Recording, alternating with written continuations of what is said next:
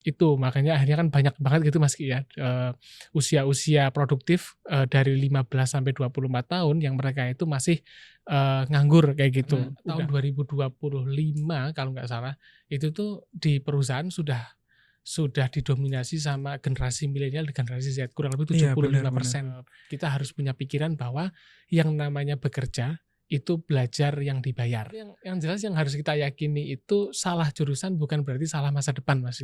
Sebenarnya yang Mas Fajrul butuhkan dari Gen Z ini atau pelamar Gen Z ini tuh apa sih?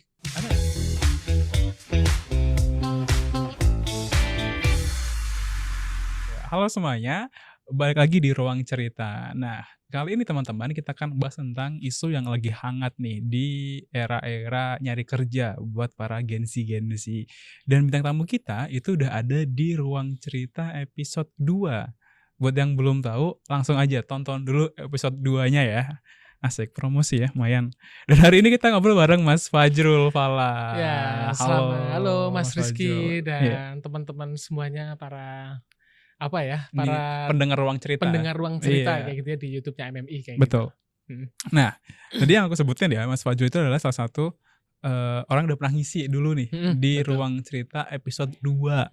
Ngomongin tentang apa sih waktu itu ya? Waktu itu tuh ngomongin anak desa yang ke kota dan bagaimana Anggun sih sebenarnya Mas. Apa itu Anggun? Anak gunung. Anak gunung ya, karena di Dieng ya. Iya, rumahnya kan di Dieng kayak gitu. Bulan Agustus itu nanti akan ada ini apa namanya? Lagi dingin-dinginnya kan? Lagi dingin-dinginnya. Dan kalau para teman-teman sobat ini di Ruang Cerita pengen datang ke Dieng juga nggak apa-apa, ada Dieng Culture Festival di situ ya. Promosi. Nanti homestay-nya boleh kontak. Oh iya benar. Nah, Mas Fajrul kan yang belum tahu mungkin Mas Fajrul merupakan praktisi HR gitu kan, dan sekarang di bidang HC. Betul ya. Jadi pindah dari HR ke HC atau transformasi dari HR ke HC gitu kan. Udah berapa lama sih?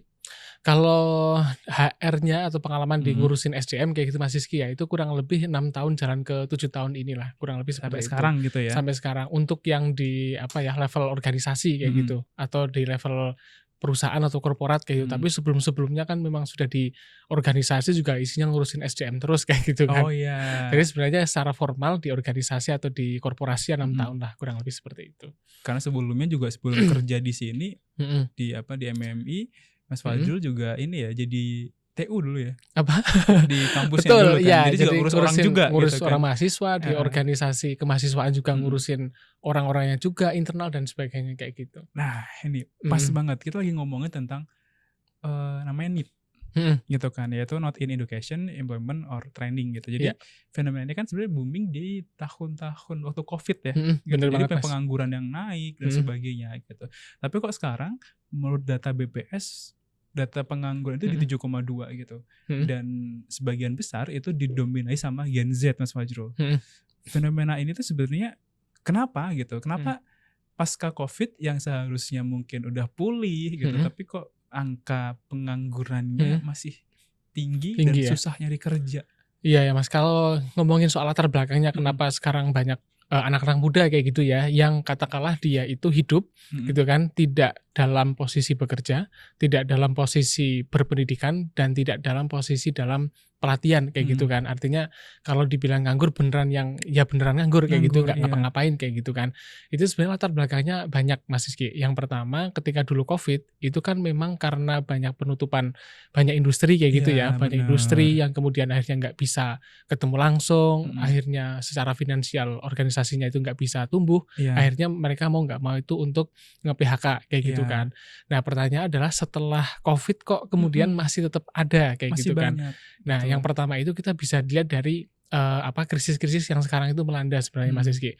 Jadi kita nggak bisa lepas tuh dari krisis yang ada di Eropa kayak gitu kan. Perang antara Ukraina sama Rusia kayak gitu kan. Itu akhirnya itu punya impact gitu ya, atau dampak ke kita di stabilitas ekonominya kita kayak gitu. Nah kalau misalnya stabilitas ekonominya kita itu nggak stabil kayak gitu ya, akhirnya kan orang-orang mau investasi, orang itu mau bikin pengurus perusahaan di sini kayak gitu kan, akhirnya kan nggak jalan juga, artinya nggak percaya kayak gitu. Akhirnya yang terjadi adalah demand-nya atau kebutuhan dari tenaga kerjanya itu akhirnya menurun.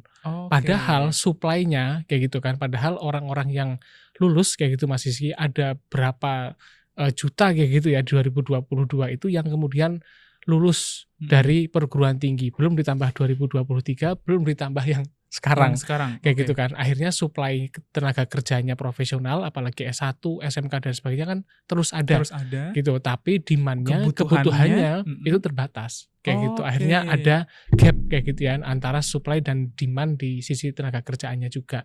Kayak gitu. Mungkin pertama itu, makanya akhirnya kan banyak banget gitu Mas Ki ya, usia-usia produktif dari 15 sampai 24 tahun yang mereka itu masih nganggur kayak gitu. Udah nganggur, tidak dalam kondisi sedang diedukasi gitu ya, dalam pendidikan, masa pendidikan atau dalam masa pelatihan kayak gitu. Berarti ini maksudnya tidak semata-merta karena Gen Z yang gak mau nyari kerja, tapi juga banyak faktor-faktor yang pengaruh gitu ya. Iya, bener banget sih Mas Ki. Jadi itu nyambung dari salah satu topik bahasan lama sebenarnya Mas Ki. Kurang lebih sebenarnya saya dapat istilah itu 10 tahun yang lalu. Kayak gitu, ketika lagi ada diskusi di kampus kayak gitu. Jadi kita bahas soal ketenaga kerjaan. Jadi dalam ekosistem ketenaga kerjaan itu ada 3 pilar. Dari apa aja tuh? Nah, yang pertama itu ada ABG Mas Ki. ABG itu bukan singkatan anak baru gede ya, atau bukan. Anak bagus dur. Nah, itu saya. Gus Durian ternyata. Itu kan. Jadi ABG itu singkatan dari akademik, ya kan. Akademik satu. B-nya itu bisnis. Gitu kan. Kemudian G-nya itu government. Perusahaan gitu. Jadi perusahaan pemerintah lebih regulatornya kayak gitu kan. Nah, ABG itu artinya apa? Akademiknya itu Mas, dari sisi kampus-kampusnya, dari sisi sekolah-sekolah itu, pertanyaannya sekarang apakah mereka itu mampu mencetak gitu ya cendekiawan, intelektual atau tenaga profesional yang match sama kebutuhan dari si bisnis ini. Kayak gitu.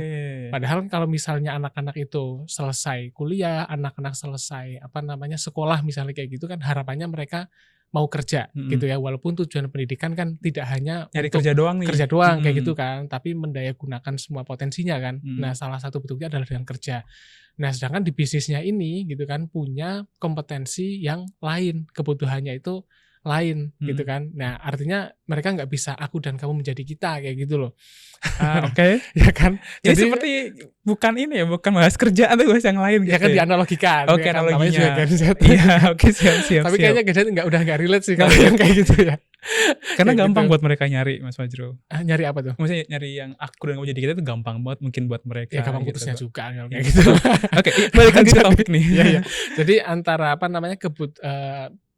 dari sisi sekolahnya, akademiknya itu mengeluarkan kompetensi apa, kemudian bisnisnya itu menerimanya kebutuhannya seperti apa, kadang-kadang nggak match kayak gitu kan, makanya jadi mismatch kayak gitu. Nah, harusnya di sini kan peran dari pemerintah itu bisa meregulasi atau membantu mereka untuk bikin biar pendidikannya itu kompetensinya pas kayak gitu kan, kemudian di dunia kerjanya semacam juga ekosistem gitu ya. Dunia kerjanya juga menerima dengan baik. Tapi kalau sekarang gitu Mas ya, kalau sekarang balik lagi ke topiknya, kenapa kemudian banyak nganggur ya karena keadaan seperti itu, mismatch-nya itu. Tapi ini berdampak juga nggak sih Mas Fajrul? Karena kan mungkin ya lulusan kita dulu waktu kita kuliah atau mungkin di atas kita, sebelum kita, mereka tidak punya akses pendidikan itu, akses literasi itu terbatas gitu. Kalau mau nyari di internet harus ke warnet gitu kan, atau nggak nyari di toko buku loak gitu kan. Gitu kan. Banyak kan dulu di Jogja atau di Semarang tuh banyak banget toko buku loak yang kita harus cari dulu baru dapat literasinya gitu. Sekarang kan gampang ya dapat ya, kayak udah banyak lah gitu di internet gitu kan, bahkan ada AI yang kemudian ngebantu mahasiswa atau lulusan akademik ini untuk nyari literasi cukup gampang gitu. Artinya daya juangnya itu masih bisa dibilang kalah sama orang-orang yang dulu effort banget nyari literasi gitu. Itu pengaruh gak sih? Kalau ngomong daya juang mungkin nih Mas ya, karena kalau saya belum pernah lihat surveinya sebenarnya, tapi kalau dalam forum diskusi teman-teman yang HR kayak gitu, itu memang muncul isu terkait dengan bagaimana kemudian para generasi Z ini itu dalam tanda kutip ya kurang mampu kayak gitu ya untuk punya kegigihan untuk mendapatkan sesuatu. Tapi yang harus digarisbawahi itu kan kita tidak boleh mengeneralisir semua Gen Z seperti itu. Tapi ada satu hal yang lain Mas Rizky, selain kemudian isu soal daya juang kayak gitu kan. Generasi Z itu atau orang-orang yang usianya 15 sampai 24 sekarang gitu kan. Mereka itu sangat banyak kayak gitu untuk mendapatkan informasi-informasi. Iya. Artinya sebenarnya kalau ngomong soal wawasan gitu kan, harusnya mereka itu jauh lebih berwawasan kayak gitu Iya, daripada karena gampang banget akses literasinya kan. iya, bener banget. Katakanlah kita bisa dapat ilmu dari genggaman kayak gitu Iya. kan. Tapi yang jelas teman-teman generasi Z juga gitu ya yang nonton bahwa teknologi kayak gitu, teknologi atau alat-alat apapun kayak gitu ya dalam dunia pendidikan atau informasi itu hanya sekedar alat bantu gitu. Oke. Alat bantu untuk mencapai pemahaman, untuk mendapatkan skill-skill yang baru. Kayak gitu. Mereka itu hanya alat bantu saja kayak gitu, tapi tergantung sama kita sendiri mau menggunakan itu dengan baik atau enggak kayak gitu kan. Ya ibaratnya kalau Oke. kita ngomongin pisau gitu Mas Rizky ya. Pisau itu dia itu bisa dibuat untuk bunuh orang. Tapi satu sisi pisau pun juga bisa untuk memotong Buat masakan yang sayuran, enak gitu masakan ya. yang enak dan sebagainya. Jadi sekali lagi teknologi itu hanya sebagai alat Alat untuk bantu. mendapatkan pengetahuan Artinya saja buat kayak gitu teman-teman ya. yang nonton di Gen Z juga jangan terlena bobokan ya gitu. Betul. Tugas AI gitu kan, atau misalkan sekarang pun ada yang interview pakai AI gitu. Banyak banget yang AI membantu tugas mereka, tapi itu cuman alat gitu. Iya betul, alat saja. Iya. Itu makanya harus disadari karena itu hanya alat kayak gitu ya. Jadi bukan hal yang utama dan harusnya karena itu alat mereka bisa mendayagunakan itu secara Oke. maksimal agar mereka bisa upskilling kayak gitu Iya. kan. Sebenarnya harusnya seperti itu sih. Nah, menurut data BPS nih ya, Badan Survei gitu, kalau ternyata 9,8 juta Gen Z itu nganggur gitu kan. Itu kan banyak banget ya Mas Fajrul ya. Iya, benar banget. Jumlah yang banyak banget, 9,8 sekian tuh banyak banget gitu. Itu tuh aku pernah nonton ini di Twitter atau di Instagram itu yang ada lowongan toko seblak buka lowongan. Oh iya. Iya kan, Yang pernah ngantri lihat itu nggak? banyak banget gitu kan. Sebenarnya apa sih kendala Gen Z selain mismatch tadi ya? Apa sih kendala Gen Z untuk cari kerja? Padahal kalau kita tanya perusahaan juga banyak kok loker-loker gitu. Kalau kita buka job portal juga sering kan nyari job portal gitu juga. Nggak mesti nyari coba ada nggak sih lowongan? Ada juga banyak lowongan yang tersedia gitu. Kenapa susah banget untuk masuk ke dunia industri gitu? Susah banget masuk Mas Rizky ya. Tantangannya apa sih Gen Z ini sebenarnya? Oke, kalau tantangan dari Gen Z sendiri, pertama yang tadi itu Mas ya, kita nggak bisa lepas dari demand-nya juga kayak gitu kan. Jadi kebutuhan tenaga kerjanya pun juga sekarang mungkin terbatas kayak gitu kan. Terbatas bukan berarti tidak ada loh ya, kayak gitu kan. Nah pertanyaannya dari sisi personalnya generasi Z itu harus seperti apa sih kayak gitu ya, agar mereka itu dapat pekerjaan kayak gitu kan yang layak dan mereka pun juga seneng kayak gitu ya.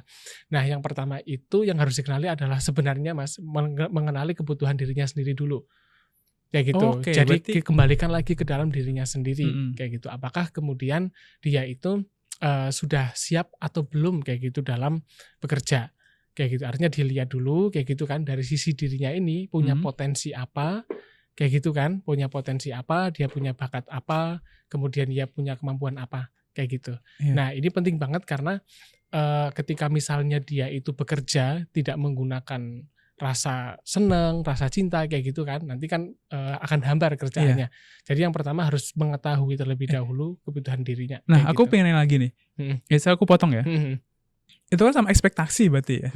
Kayak ada gak sih pengaruhnya itu? Maksudnya ya, nanya lanjut deh, pengaruh dari ekspektasi Gen Z sama pekerjaan gitu. Karena kan kalau sekarang kita nonton, kalau kita cari-cari info gitu, atau banyak meme-meme yang bahkan beredar itu kayak misalkan, oh ada nih saya punya karyawan generasi yang sebelumnya taat bekerja, lembur adalah kehidupan dia gitu, cuma lebih struktural gitu kan. Oh ini nih milenial gitu kan.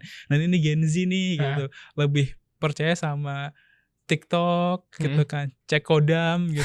Udah cek kodam belum Anda? Udah masuk. Apa kodam? Wayang kulit. Gitu.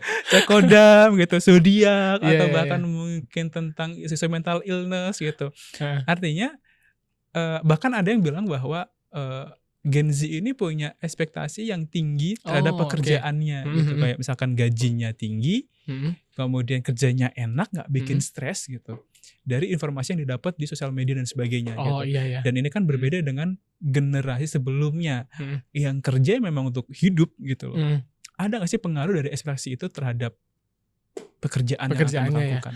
ekspektasi jelas pengaruh ya Mas Rizky ya. Kadang-kadang ketika misalnya kita udah lulus kayak gitu ya, udah lulus terus kemudian berekspektasi gitu ya bahwa setelah masuk kerja kayak gitu diterima dengan lingkungan yang baik kayak gitu kan. Terus dalam tanda kutip tidak ada target kayak gitu kan, nggak pressure misalnya kayak gitu kan, dan ya nggak mungkin toxic kayak gitu kan, lingkungannya nggak toxic gitu kan. misalnya kayak gitu kan dan sebagainya. Ya ekspektasi boleh. Tapi juga kemudian harus menyadari juga gitu kan realita di dunia kerja itu sangat berbeda kayak gitu Mas Rizky. Apalagi soal gaji misalnya.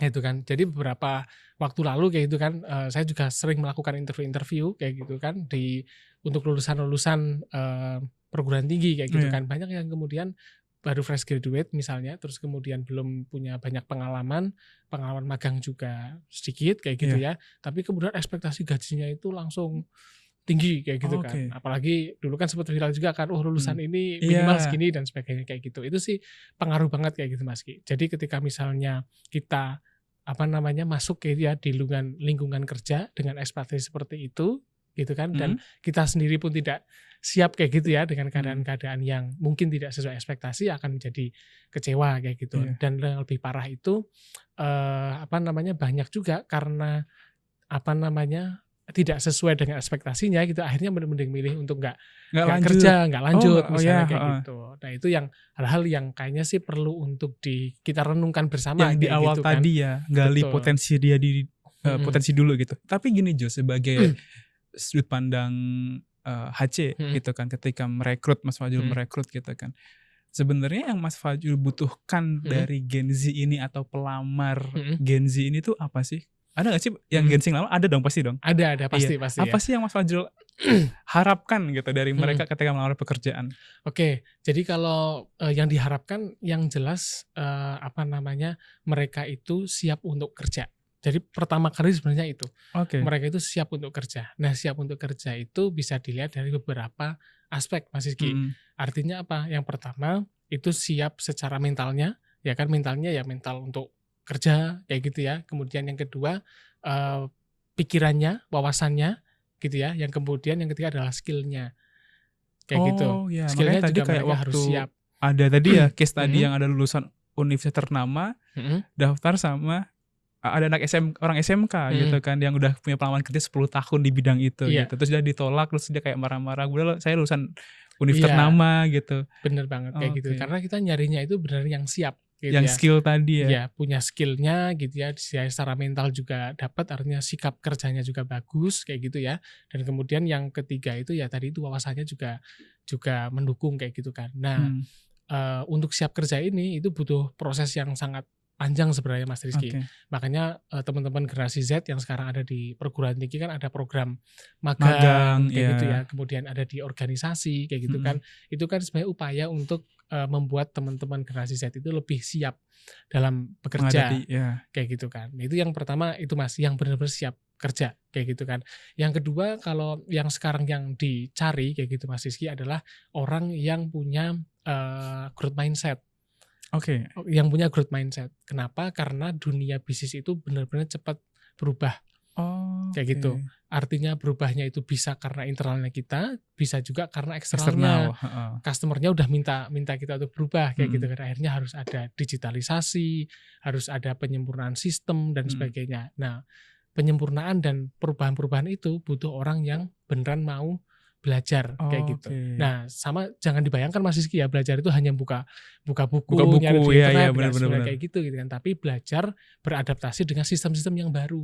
Harus gitu. Nyari-nyari lagi gitu ya. Nyari-nyari lagi ketika ada implementasi sistem baru, mereka harus mau kayak gitu kan dan sebagainya kayak gitu. Growth mindset. Tapi bentar deh Jul, sedikit coba kita cerita dulu ya. Dari pengalaman Fajrul ketika ngerekrut Gen Z ini.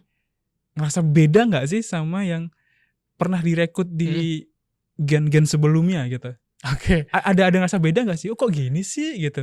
Jadi kalau bedanya mungkin secara spesifik ya nggak begitu ketara sebenarnya Mas Rizky ya. Tapi beberapa fenomena yang saya tangkap itu, kalau nginterview teman-teman yang baru lulusan 2022, 2023 gitu, apalagi yang baru-baru ini, mereka itu cenderung untuk tadi itu ekspektasinya itu tinggi sekali. Gitu kan. Pengen ini dan sebagainya. Tapi bagusnya mereka itu kayak ide. Kayak Oke. gitu. Mereka itu kayak ide kayak gitu kan, Mhm. dan kemudian mereka itu punya banyak tools kayak gitu untuk menyelesaikan pekerjaannya, kayak gitu. Misal Oh. yang di generasi, saya atau atasnya itu nggak paham kayak gitu kan. Jadi ketika misalnya ditanya, kalau teman-teman dulu ketika bikin project, seperti apa, dan dia ceritalah dia pakai Trello kayak gitu kan. Oh Kemudian ya, apa heeh. namanya, narasi-narasinya dibantu sama AI gitu AI ya. misalnya kayak gitu kan Mas Rizky. Terus kemudian editing pakai apa dan sebagainya, mereka itu jauh lebih lebih apa namanya, lebih punya banyak ide kayak gitu Artinya kan. banyak iterasi untuk mengerjakan tugas itu gitu ya. Oke. Kayak gitu. Nah, pernah nggak sih ada yang interview gitu, terus tiba-tiba langsung ngomongin salary, "Saya minta gaji sekian," gitu. Ada juga nggak kayak gitu? Kalau yang minta sih, nggak ada kayak gitu Mmm. Mas Rizky ya, tapi karena biasanya pertanyaan yang kita pancing itu kan, ada nggak batas bawahnya, kayak gitu Oke. kan. Mereka kan biasanya udah nulis dulu tuh, udah nulis kira-kira gaji segini kayak gitu kan. Nah, kira-kira batas bawahnya seperti apa? Oh, batas bawahnya, 5 juta atau 6 juta misalnya Mhm. seperti itu, kayak gitu. Oh. Rata-rata sih. Dan kalau aku boleh tahu, rata-rata Gen Z itu kerja di perusahaan yang mungkin Mas Fadzil kelola ya, Mhm, MMI ini mhm. gitu, berapa lama sih mereka tuh punya lama kerja gitu? Oke, kalau lama kerja yang jelas kalau di MMI sendiri kan belum pernah membuat survei ya, membuat Mhm. survei, seberapa lama kayak gitu kan, generasi Z yang masuk kemudian keluar kayak gitu kan. Tapi ya tentu, apa namanya, ada sih periode gitu ya, periode di mana memang, generasi Z itu banyak yang keluar juga misalnya kayak Iya, gitu, juga ada. Kalau presentasinya sih belum belum belum tahu ya? belum tahu kayak gitu kan. Tapi yang jelas kalau dilihat dari karakternya kayak gitu Mas Rizky, termasuk apa namanya, teman-teman deket saya yang usianya segitu gitu kan, ya memang karakternya mereka itu lebih condong kepada, punya apa ya, target oriented kayak gitulah. Oke. Jadi tahu kira-kira pengennya segini pengennya segini pengennya segini, kayak gitu kan. Terus kemudian ketika satu perusahaan itu tidak bisa kayak gitu ya, ya dia bisa bisa ganti misalnya kayak gitu, langsung pindah ke yang lain juga kayak gitu. Oh, Itu artinya juga heeh, juga jadi tantangannya perusahaan Mas Rizky, untuk tantangannya. cepat ini ya, beradaptasi sama kondisi seperti itu juga gitu ya? Betul, karena tahun 2025 kalau nggak salah, itu tuh di perusahaan sudah didominasi sama generasi milenial dan generasi Z, kurang lebih Iya, bener 75%. bener. Itu udah Bener bener bener. didominasi sama Heeh. generasi Z sama milenial, yang artinya teman-teman yang di human capital sendiri pun juga harus membuat formula kayak Iya. gitu, untuk membuat teman-teman generasi Z itu tetap betah dan produktif, Di kantor kita kayak juga banyak gitu. banget ya, di kantor kita ya. Ya, kalau Banyak di banget kantor gitu kita kan. Hampir sebagian besar malah udah sebagian sebagian besar, Z sama milenial. betul, yang Heeh. usia kalau nggak salah yang usia 40 ke atas itu mungkin cuma 4 atau 6 orang dari sekitar 200 ya. Iya kan? Mhm. Banyak banget gitu kan.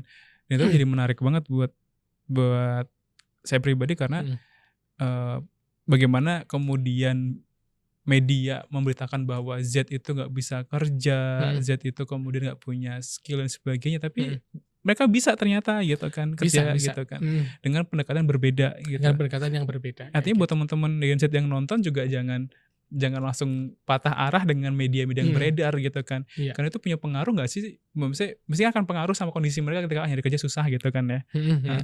Nah, Mas Fajrul tadi kan sempet ngomong bahwa soft skill itu penting dalam Iya, satu pilar nyari kerja mhm, gitu. Seberapa penting skill yang dibutuhkan untuk kemudian nyari pekerjaan gitu loh? oke. Kalau dari saya pribadi sih ngelihat, selain apa namanya, skill kan keterampilan Mas Rizky Mhm, ya. Keterampilan itu kan, apa namanya, ada keterampilan, ada pengetahuan, ada sikap kerja. Jadi kita ngomong kan ada tiga tiga hal itu, kayak gitu ya. Tiga-tiganya itu penting, mhm. kayak gitu kan. Misalnya kita ngomong keterampilan, skill tanpa pengetahuan ya itu nggak mungkin, Iya kayak gitu ya. Tapi kemudian kalau punya skill, punya pengetahuan tanpa sikap kerja yang bagus gitu ya, dia akan jadi musuh masyarakat kayak iya. gitu kan. Makanya tiga tiga hal itu kan harus imbang kayak gitu kan. Oke. Nah, kalau ngomongin penting yang mana, kalau boleh milih gitu ya, kalau boleh milih ya penting yang mana, skill-nya pastinya kayak gitu. Karena skill itu digunakan untuk menyelesaikan kerjaan-kerjaan dia setelah masuk di perusahaan, Mhm. kayak gitu. Sedangkan skill itu juga ada soft skill-nya, ada Hard hard skill-nya, skill-nya, mhm. dan dua itu sama-sama penting, kayak gitu. Dua-duanya sama penting dan, yang perlu diketahui juga, kayak gitu kan, nyambung sama yang tadi growth mindset Mas Rizky, sekarang sekarang itu juga muncul fenomena yang namanya, eee, unskilling. Oh Ada yang ya, bilang unskilling, ada kemudian setelah itu di upskilling atau malah reskilling. Kayak gitu. Jadi yang tadi kita bilang soal gap kayak gitu ya, kenapa saya bilang harus punya growth mindset dan siap untuk belajar gitu. Karena di dunia pekerjaan barangkali kita akan sampai ke reskilling kayak gitu. Sampai kepada kita belajar hal yang baru kayak gitu kan, yang benar-benar baru yang kita nggak pernah belajar itu pegang, sebelumnya kayak gitu kan. Nah, syarat untuk bisa reskilling adalah unskill kayak gitu, atau orang bilang unlearning lah kayak gitu. Jadi dia harus meninggalkan pengetahuan yang sebelumnya dulu, gitu kan.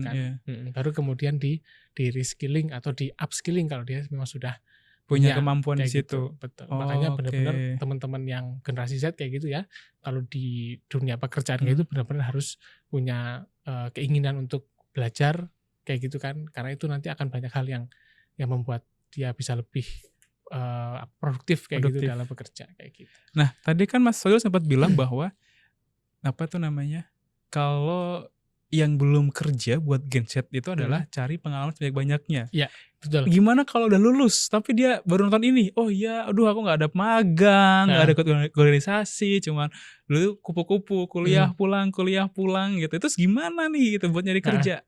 Nah, yang jelas sih kalau kita ngelihat masih kayak kesempatan teman-teman untuk belajar sekarang itu benar-benar luas Mas Ki. Jadi meskipun dia tidak punya pengalaman kayak gitu kan, tapi dia bisa menyodorkan keterampilan dan pengetahuan yang dia punya kayak gitu. Nah, sekarang kan sudah banyak tersedia tuh Mas Ki, banyak tersedia bootcamp kayak gitu. Misalnya bootcamp data analis itu marak banget, banyak banget kayak itu providernya. Kayak gitu ya. Nah, artinya ketika ada bootcamp seperti itu, orang yang entah dari jurusan apapun kayak gitu ya, masuk ke situ dia benar-benar di unlearning tadi itu, diilangin dulu gitu kan, kemudian di reskilling ya. Kayak gitu kan. Nah, setelah ikut bootcamp kayak gitu yang rata-rata kan 3 bulan kayak gitu kan, dan bootcamp ini kan dia pasti ada project assignment. Nah, project assignment ini yang kemudian bisa jadi bahan.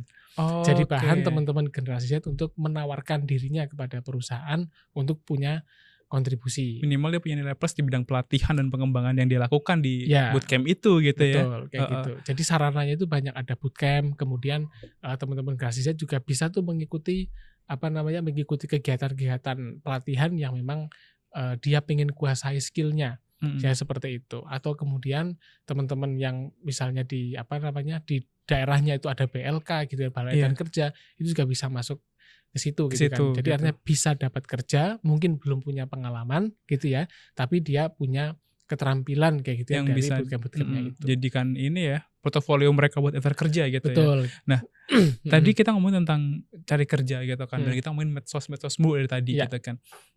Buat HC, penting gak sih Jul buat ngecekin medsos Gen Z sekarang gitu, buat dia tahu ini orangnya gimana sih gitu sebenarnya gitu. Dilakuin gak sih sebenarnya? Ya di beberapa perusahaan mungkin sampai sana situ gitu. Betul, karena memang kita lihat dari namanya background check kayak gitu ya, background checking kayak gitu. Artinya apakah kemudian yang disampaikan ketika wawancara, apa yang dihasilkan ketika psikotes, apakah sinkron kayak gitu dengan perilakunya sehari-hari. Kayak gitu. Karena media itu salah satu tools kayak gitu untuk ngelihat kayak gitu, yang ngelihat sebenarnya dia karakter orangnya seperti apa kayak gitu. Paling gampang mungkin share Mas Rizky ya, paling gampang kayak gini deh. Ketika misalnya kita butuh orang yang bisa mempengaruhi orang lain atau punya pengaruh di lingkungannya, itu bisa dilihat kok dari follower IG-nya. Oh, berapa banyak yang nge-follow dia gitu ya? Betul, kayak gitu. Nah, misalnya nih tapi ini belum nggak ada teorinya ya, tapi ketika kita praktekkan itu biasanya terbukti kayak gitu Mas. Jadi ketika misalnya dia punya follower yang banyak kayak gitu ya, ternyata followingnya juga banyak gitu kan, hampir imbang lah. Kayak gitu kan, biasanya dia itu tipe orang yang bisa mempengaruhi orang lain atau punya banyak teman di lingkungannya. Kayak gitu kan. Nah, terus kemudian ada juga yang misalnya followernya yang banyak, followingnya dikit kayak gitu kan, followernya sampai berapa K lah misalnya kayak gitu. Oh, berarti dia itu tipe orang yang bisa mempengaruhi orang lain dan menarik orang kemudian punya engagement ke dia kayak gitu kan. Nah, tapi ada juga yang followingnya banyak, followernya dikit. Iya, itu apa tadi? Toko baju ya. Awesome gitu ya. Kayak gitu kan. Nah, kayak gitu. Misalnya kayak gitu mungkin masih yang konteksnya. Kalau main sosial media gitu kan. Sekarang loker-loker itu nggak hanya ada di portal job gitu kan. Nggak hanya ada di kayak website khusus nyari pekerjaan doang gitu. Tapi ada juga di sosial media gitu. Kalau sudut pandang HC gitu, kenapa sekarang banyak banget loker-loker bertebaran di sosial media gitu? Karena memang kalau dari HC sendiri Mas, salah satu cara kita untuk gimana caranya mendapatkan kandidat terbaik, sourcing kandidat atau mendapatkan kandidat yang banyak kayak gitu ya lewat media sosial kalau sekarang Mas Rizky. Dan itu salah satu yang paling efektif kalau buat kita kayak gitu. Kenapa? Karena satu orang gitu Mas ya, saya lupa berapa jamnya gitu, tapi satu hari kan bisa 8 jam lebih mungkin orang itu menggunakan Scroll sosmed gitu ya. gitu kan, lihat HP dan sebagainya. Nah, kita butuh saluran atau channel yang bisa informasinya dari kita itu sampai kepada mereka kayak gitu kan. Dan apalagi kalau sekarang usia-usia generasi Z dari 15 sampai 24 kayak gitu kan, mereka memang lahirnya itu sudah terbiasa dengan HP kayak gitu kan. Nah, kalau kita nyari karyawan yang dengan demografi seperti itu ya harus pakai media mereka gunakan sehari-hari gitu betul. kan. Kalau selama ini dari 3 portal misalkan, satu job portal, website kita sendiri, sama medsos, mana yang lebih banyak menarik atensi pelamar kerja? Kalau misalnya dilihat Mas, memang kalau dari kami sendiri mungkin dari sosial medianya kayak gitu ya. Karena sosial media itu kan ketika kita publish kayak gitu, mereka cenderung banyak yang katakanlah orang nggak nyari kerja pun kayak gitu ya, mereka bisa dapat informasi itu. Sedangkan kalau di job portal kayak gitu kan, memang khusus yang nyari kerja. Sebenarnya kalau kita kasih cuma beda ceruk lah, cuma beda segmen lah ya, beda segmen pasar aja kayak gitu. Artinya teknologi sekarang mudah banget buat nyari gambaran pekerjaan atau lowongan pekerjaan ya. Betul. Jadi buat para Gen Z yang lagi nyari kerja jangan hopeless dengan situasi yang ada, harus nyari lagi, berjuang dengan banyak job-job yang ditawarkan gitu, coba cari-cari gitu kan ya Mas Fajrul ya. Betul. Nah, Mas Fajrul, kalau aku boleh nanya dari sudut pandang Mas Fajrul gitu ya, apa sih yang harus disiapkan atau langkah-langkah praktis yang diambil Gen Z untuk berpindah ke dunia pekerjaan gitu, atau untuk memulai dunia pekerjaan itu ada nggak sih? Memulai dunia pekerjaan kayak gitu ya.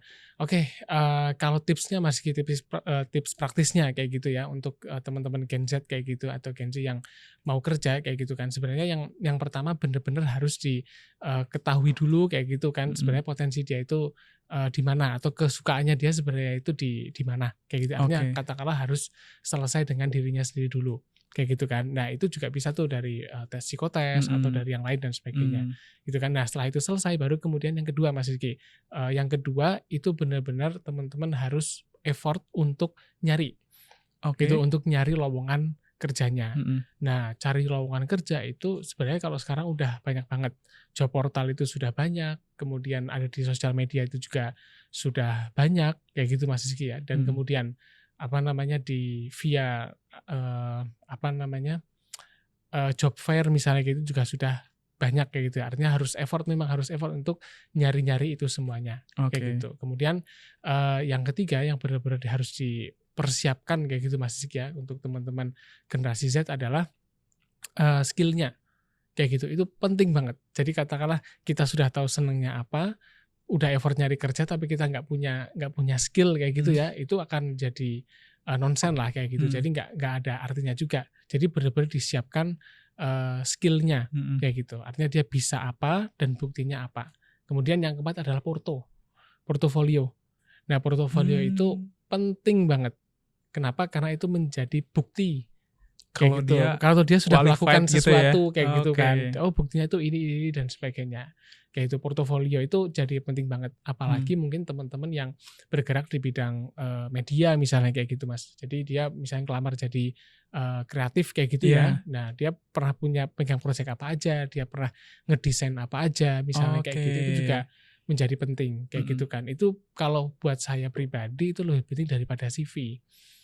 Kayak gitu. Karena udah kebukti kualitasnya. Sudah terbukti kualitasnya dan kemudian ketika dipresentasikan kan dia bisa menunjukkan kayak gitu kan. Paling sih hal itu, paling tambahannya sih yang kelima adalah posisikan diri kita kayak gitu untuk benar-benar siap belajar. Kayak gitu. Seperti yang disampaikan kayak gitu kan, kita harus punya pikiran bahwa yang namanya bekerja itu belajar yang dibayar. Ini kayak menarik. gitu.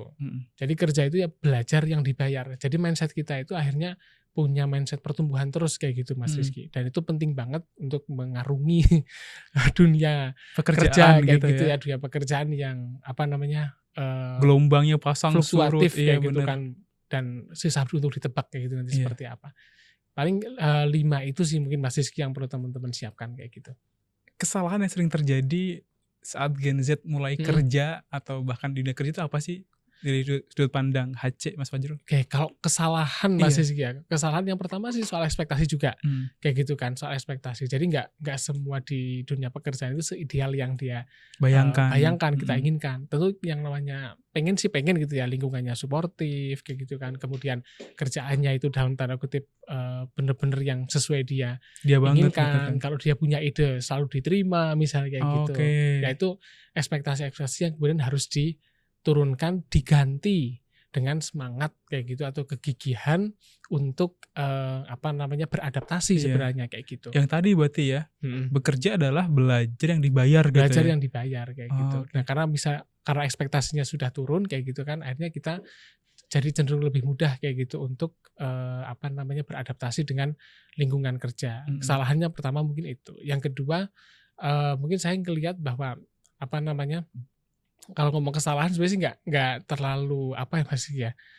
Banyak lah ya yang dipikirkan kayak gitu kan. Tapi banyak juga teman-teman yang merasa kadang-kadang kurang berani kayak gitu, kurang berani untuk melakukan sesuatu kayak gitu kan. Jadi ketika diberikan tugas misalnya kayak gitu kan, dan dia agak kurang pede kayak gitu dalam mempresentasikan dan sebagainya kayak gitu. Jadi hal yang itu aja sih sebenarnya. Artinya ekspektasi dan skill-nya harus mumpuni gitu ya. Iya, betul sekali. Ini ada pertanyaan terakhir nih dari aku nih, yang penasaran banget gitu. Latar belakang pendidikan itu penting gak sih buat latar pekerjaan? Contoh, saya mau jadi HRD, harus psikologi. Itu harus ya dan wajib mungkin ya. Iya gak sih? Iya. Atau gak saya di dokter, harus lulusan kedokteran, itu wajib gitu. Tapi misalkan nih saya lulusan kedokteran mau jadi seorang desain grafis gitu. Menurut Mas Fajrul gitu, penting gak sih latar belakang pendidikan saya untuk daftar pekerjaan yang saya inginkan gitu? Yang jelas sih tergantung sama tipe pekerjaannya ya. Kayak gitu, jangan sampai kemudian saya lulusan psikologi disuruh nambang. Iya kan, tapi bisa kan jadi HRD pertambangan gitu kan. Iya bisa, tapi buat nambangnya gak bisa. Atau buat di lab dan sebagainya ya pasti itu butuh bekal kayak gitu masih. Tapi yang jelas harus dikembalikan lagi gitu kan, bahwa kalau untuk saya pribadi kayak gitu ya, background pendidikan mungkin penting, tapi lebih penting skill yang kemudian bisa kita tawarkan kayak gitu kepada perusahaan kayak gitu. Keterampilannya juga harus oke. Dan banyak kok kemudian yang bisa jadi contoh kayak itu Mas Rizky, orang-orang yang katakanlah background pendidikannya apa, kerjanya apa, sekarang perannya sebagai apa gitu kan. Misalnya Pak Budi Gunadi jadi Menteri Kesehatannya sekarang gitu kan, dia jurusannya S1-nya apa? Apa tuh? Kalau nggak salah itu teknik nuklir ya kalau nggak salah. Oke. Ini kemudian menarik. Beliau itu mantan Direktur Utama Mandiri, Bank Mandiri, kayak gitu kan. Kemudian sekarang jadi Menteri Kesehatan. Nah ini suatu hal yang sangat menyimpang jauh gitu ya, dari nuklir, keuangan, sekarang ke kesehatan.